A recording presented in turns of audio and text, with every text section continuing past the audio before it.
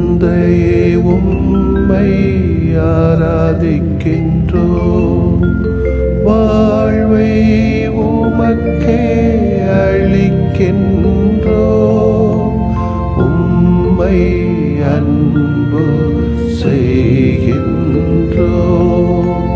இயேசுவே உம்மை ஆராதிக்கின்றோம். வாழ்வை உமக்கே அளிக்கின்றோம். உம்மை அன்பு செய்கின்றோம். ஆவியே உம்மை ஆராதிக்கின்றோம். வாழ்வை உமக்கே அளிக்கின்றோம். உம்மை அன்பு செய்கின்றோம்.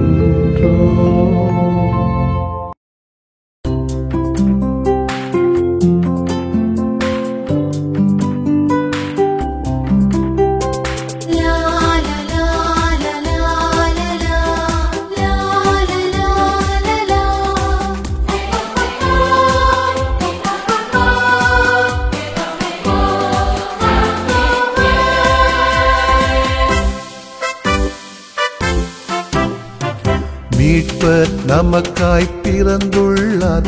அவர் மீட்பை கொடையாய் தருகின்றார். மீட்பர் நமக்காய் பிறந்துள்ளார்.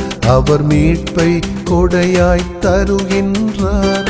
மகிழ்வானை ஆடி பாடுவோம். மனம் ஏற்று பயின்று வாழுவோம். மகிழ்வானை ஆடி பாடுவோம். மனம் ஏற்று பயின்று வாழுவோம்.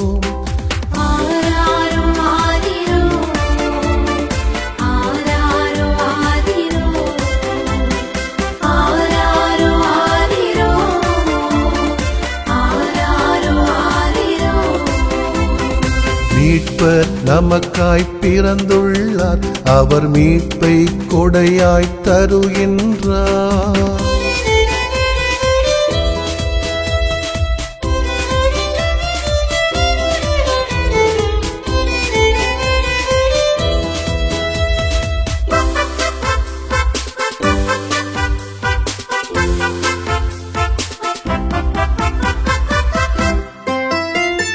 புதிய பாடல் பாடி கொண்டாடுவோம்.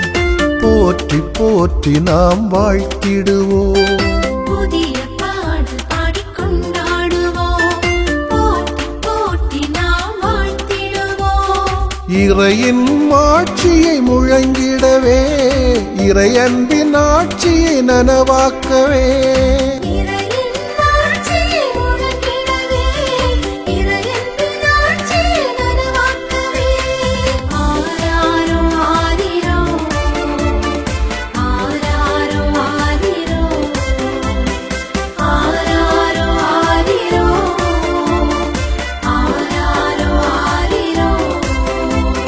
மீட்பர் நமக்காய் பிறந்துள்ளார்.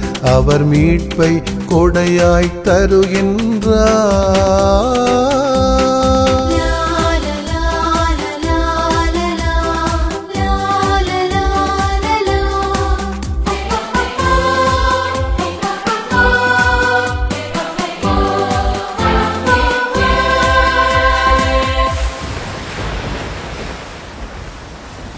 கடலும் அலைகளும் ஆர்ப்பரிக்கும். காட்டு மரங்களும் கவி பாடும். கடலும் அலைகளும் ஆர்ப்பரிக்கும். காட்டு மரங்களும் கவி பாடும். சுயநல மனிதம் மறைந்திடவே, பொதுநல வாழ்வு மலர்ந்திடவே,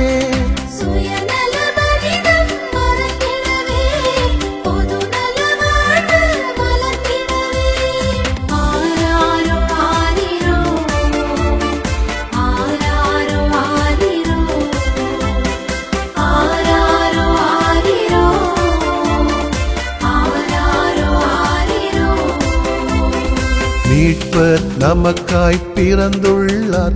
அவர் மீட்பை கொடையாய் தருகின்றார். மீட்பர் நமக்காய் பிறந்துள்ளார், அவர் மீட்பை கொடையாய் தருகின்றார். மகிழ்வாலே ஆடி பாடுவோம், மனம் ஏற்று பகிர்ந்து வாழுவோம். மகிழ்வாலே ஆடி பாடுவோம், மனம் ஏற்று பகிர்ந்து வாழுவோம்.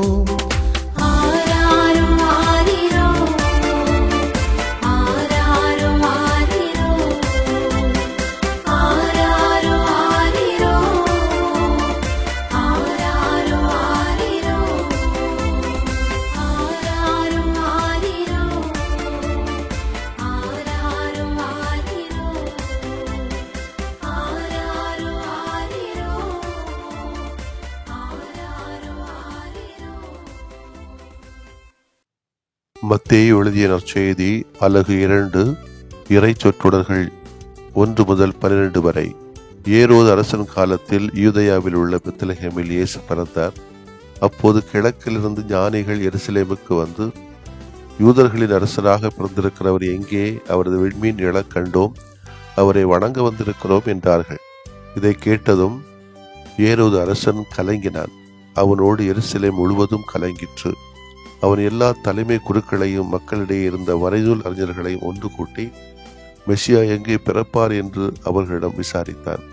அவர்கள் அவனிடம், யூதேயாவில் உள்ள பெத்லகேமில் அவர் பிறக்க வேண்டும்.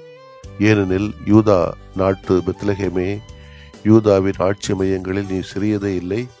ஏனெனில் என் மக்களாகிய இஸ்ரவேலை ஆயரென ஆள்பவர் ஒருவர் உன்னிலிருந்தே தோன்றுவார் என்று இறைவாக்கினர் எழுதியுள்ளார் என்றார்கள். பின்பு ஏரோது யாருக்கும் தெரியாமல் ஞானிகளை அழைத்து கொண்டு போய் விண்மீன் தோன்றிய காலத்தை பற்றி விசாரித்து உறுதி செய்து கொண்டார். மேலும் அவர்களிடம், நீங்கள் சென்று குழந்தையை குறித்து திட்டவட்டமாய் கேட்டு எனக்கு அறிவியுங்கள், அப்பொழுது நானும் சென்று அக்குழந்தையை வணங்குவேன் என்று கூறி அவர்களை பெத்லகேமுக்கு அனுப்பி வைத்தார். அரசன் சொன்னதை கேட்டு அவர்கள் புறப்பட்டு போனார்கள். இதோ முன்பு எழுந்த விண்மீன் தோன்றி குழந்தை இருந்த இடத்திற்கு மேல் வந்து நிற்கும் வரை அவர்களுக்கு முன் சென்னை சென்று கொண்டிருந்தது. அங்கே நின்ற விண்மீனை கண்டதும் அவர்கள் மட்டில்லா பெருமகிழ்ச்சி அடைந்தார்கள். வீட்டுக்குள் அவர்கள் போய் குழந்தையை அதன் தாய் மரியா வைத்திருப்பதை கண்டார்கள். நெடுஞ்சான் கிடையாய் விழுந்து குழந்தையை வணங்கினார்கள். தங்கள் பேழைகளை திறந்து பொன்னும் சாம்பிராணியும் வெள்ளை போலமும் காணிக்கையாக கொடுத்தார்கள். ஏரோதிடம் திரும்பி போக வேண்டாம் என்று கனவில் அவர்கள் எச்சரிக்கப்பட்டதால் வேறு வழியாக தங்கள் நாடு திரும்பினார்கள். ஆண்டவரின் அருள்வாக்கு. இறைவா உமக்கு நன்றி.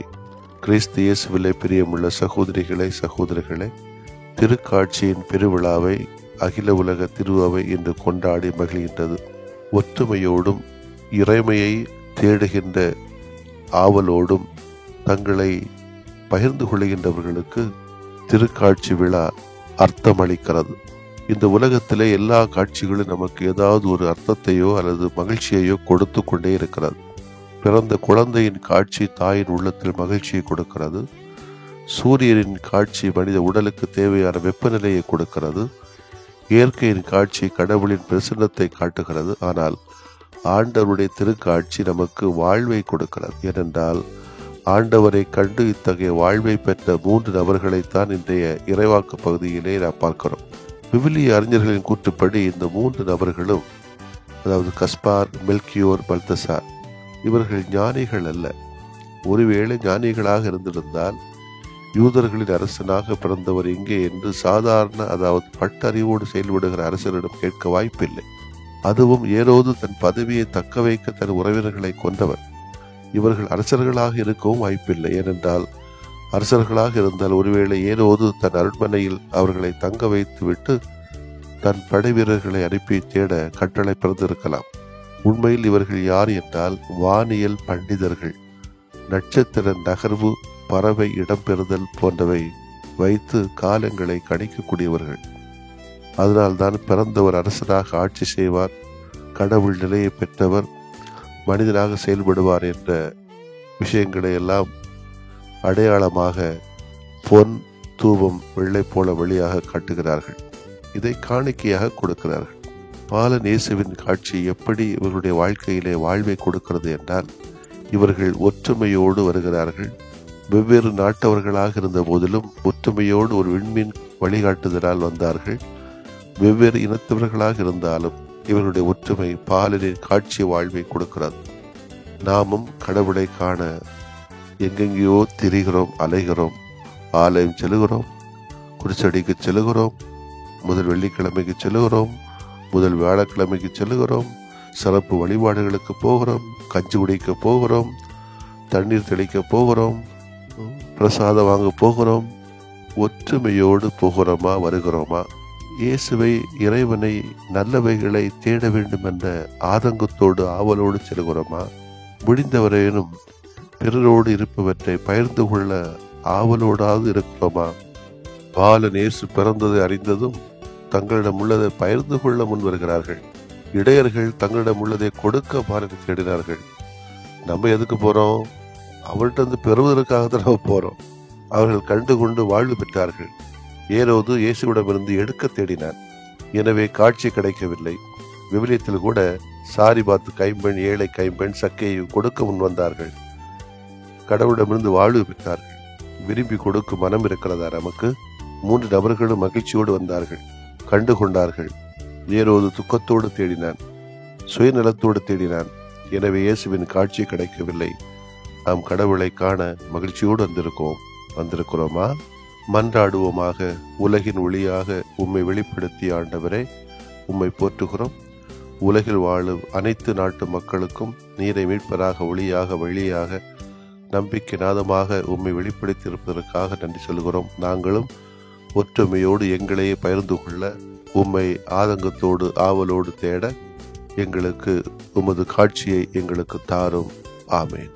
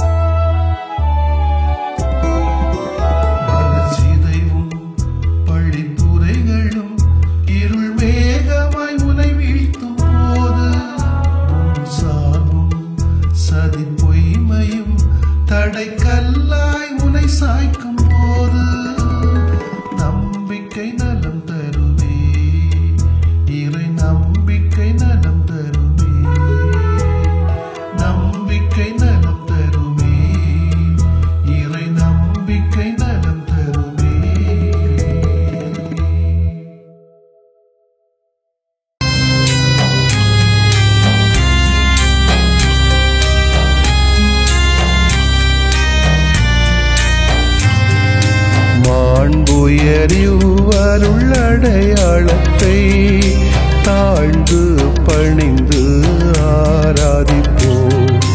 பழைய நியம முறைகள் அனைத்தும் இனி மறைந்து முடிவு பெறுக. புதிய நியம முறைகள் வருக. புலன்களாலே மனிதன் இதனை அறிய இயலா. குறைகள் நீக்க நம்பிக்கையின் உதவி பெறுக.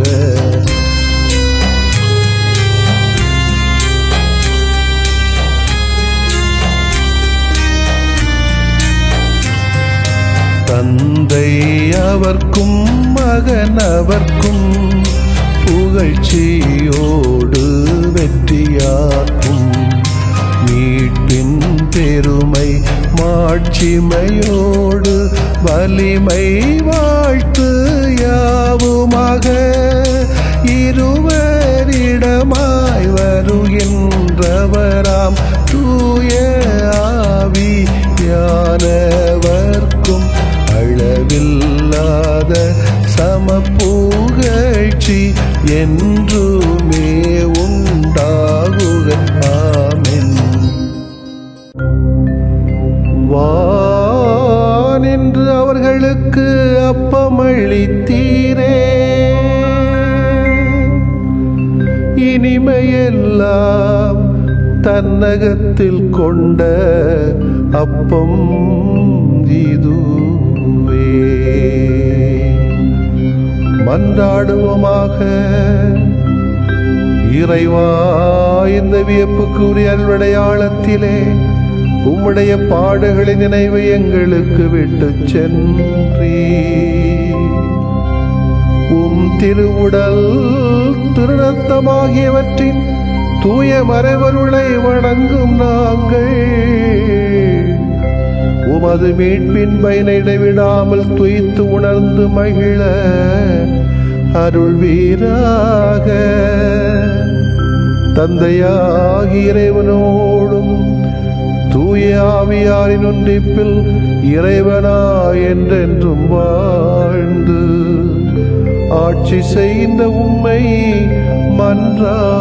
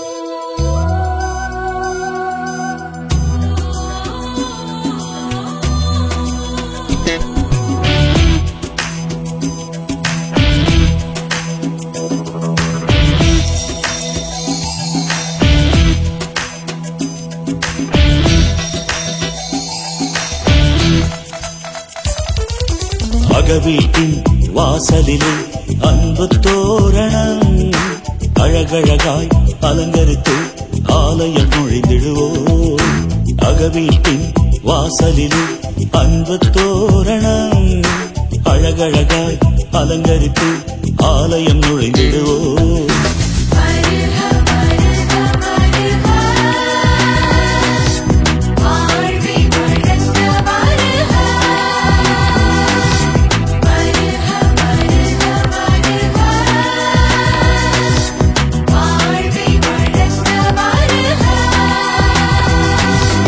அகவீட்டின் வாசலிலே அன்பு தோரணம் அழகழகாய் அலங்கரித்து ஆலயம் நுழைந்திடுவோம்.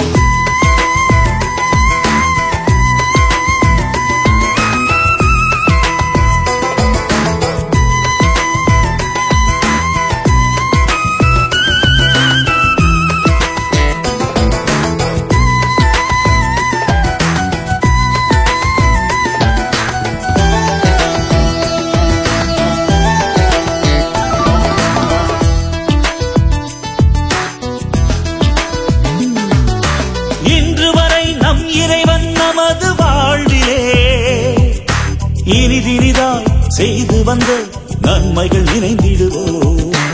இன்று வரை நம் இறைவன் நமது வாழ்விலே இனிதினிதாய் செய்து வந்த நன்மைகள் நினைந்திடுவோம். இதுதானே நாம் அளிக்கும் பலியில் மையமா? இறை மனிதம் நாம் மறந்தால் பொழுதுகள் பொய்யுமாம்.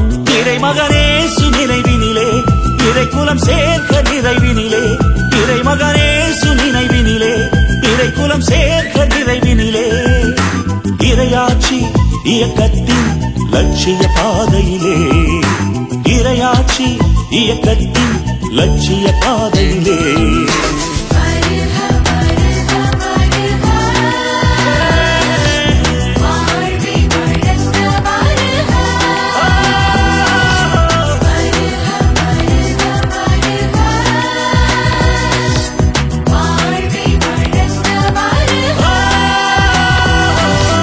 அகவீட்டின் வாசலிலே அன்பு தோரணம் அழகழகா அலங்கரித்து ஆலயம் நுழைந்திடுவோம்.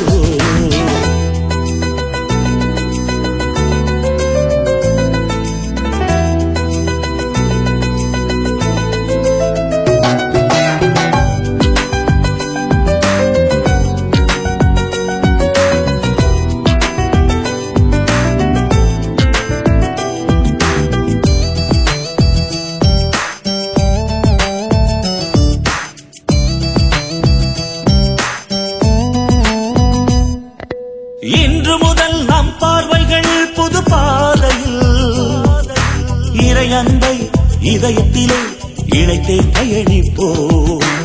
இன்று முதல் நம் பார்வைகள் புது பாதையில் இறை அன்பை இதயத்திலே இணைத்தே பயணிப்போம்.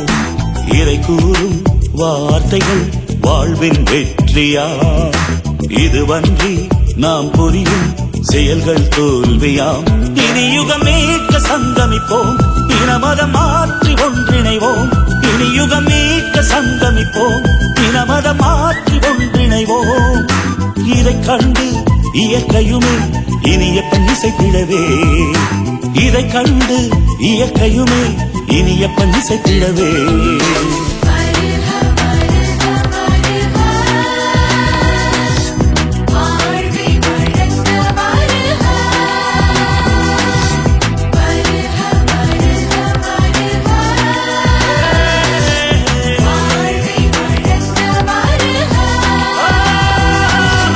அகவீட்டின் வாசலிலே அன்பு தோரணம் அழகழகாய் அலங்கரித்து ஆலயம் நுழைந்திடுவோம்.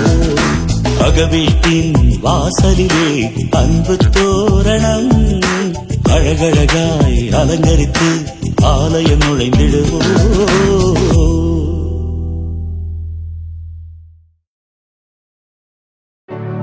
நிலையான புகழுக்குரிய தூய இறை நன்மைக்கு எல்லா காலம் தொழுகையும் புகழும் போற்றியும் ஆட்சிமையும் உண்டாக கடவது. போற்றியும் ஆட்சிமையும் உண்டாக கடவது. தந்தை, மகன், தூய ஆவியாரின் பெயராலே ஆமென்.